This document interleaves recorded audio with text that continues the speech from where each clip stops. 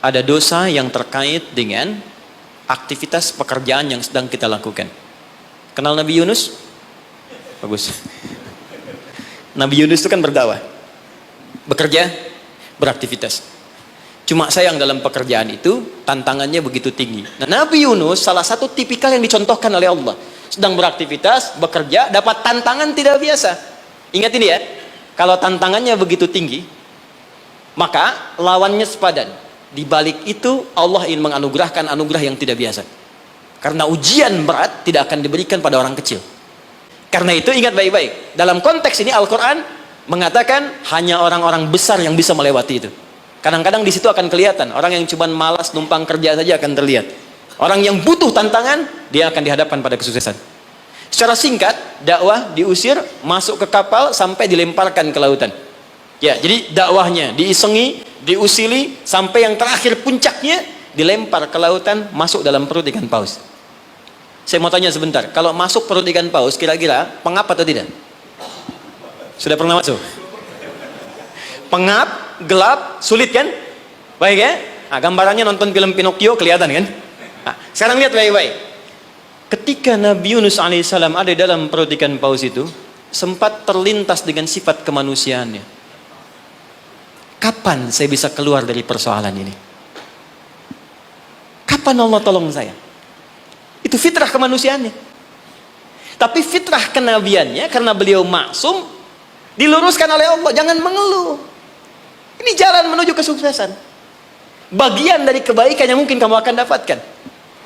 Lakukan zikir ini. Begitu diucapkan zikirnya, dikeluarkanlah dari kesulitan itu. Saya mau tanya sebentar. Tadi masuknya ke perut ikan apa?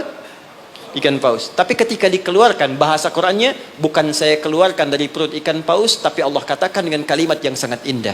Di ujungnya ditutup, siapapun yang punya persoalan yang sama seperti Yunus, kalau melakukan zikir yang sama, aku akan bebaskan dari setiap kesulitan aktivitas yang sedang ia lakukan.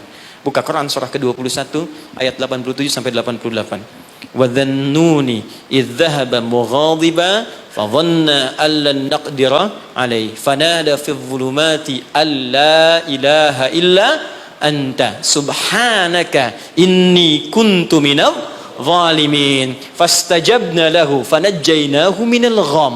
Masuk ke perut ikan paus, tapi dikeluarkan bahasanya menggunakan gham. Apa itu gham? Gham itu secara singkat awan gelap yang menaungi. Ghammun. Orang Arab menggunakan kalimat gham pada setiap peristiwa yang membuat kita gelap, pengap, lelah, capek. Anda yang ngajukan tender, Anda yang dapat proyeknya diserobot oleh orang lain. Bukankah tiba-tiba merasa lemas? Langsung gelap, padahal matahari begitu terang. Jadi nggak enak makan, jadi lunglai, tiba-tiba stres. Ya, dirawat saja. Anda yang mencoba melamar, tiba-tiba dipinang oleh orang lain. Ya, gelap, capek, lunglai. Ya, gelap, itu gham namanya. Jadi maaf, ada orang yang memang nggak masuk ke perut ikan paus, tapi mengalami peristiwa yang luar biasa.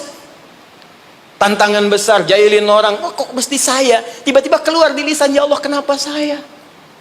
Saya tahajud, saya puasa juga, saya baca Quran juga ya Allah. Apa kurang saya? Kurang sabar.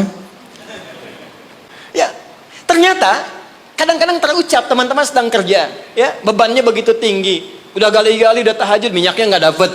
Ya, atau tiba-tiba sudah dibilang nggak dapat terus diambil orang gitu. Apa yang harus dikerjakan? Itu pernah terjadi. Kata Allah, lakukan zikir Nabi Yunus alaihissalam. Ada yang salah dalam diri kita. Yang ngatur itu Allah. Jangan mengeluh.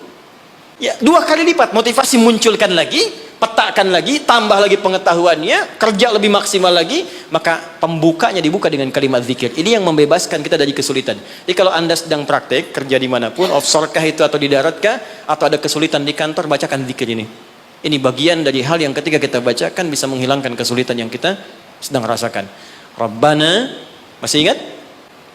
Wa nada fidh dhulumati alla ilaha illa anta subhanaka inni kuntu minal zalimin. La ilaha illa anta subhanaka inni kuntu minal zalimin. Rutinkan zikir itu, terutama kalau mendapatkan kesulitan dalam pekerjaan-pekerjaan atau beraktivitas.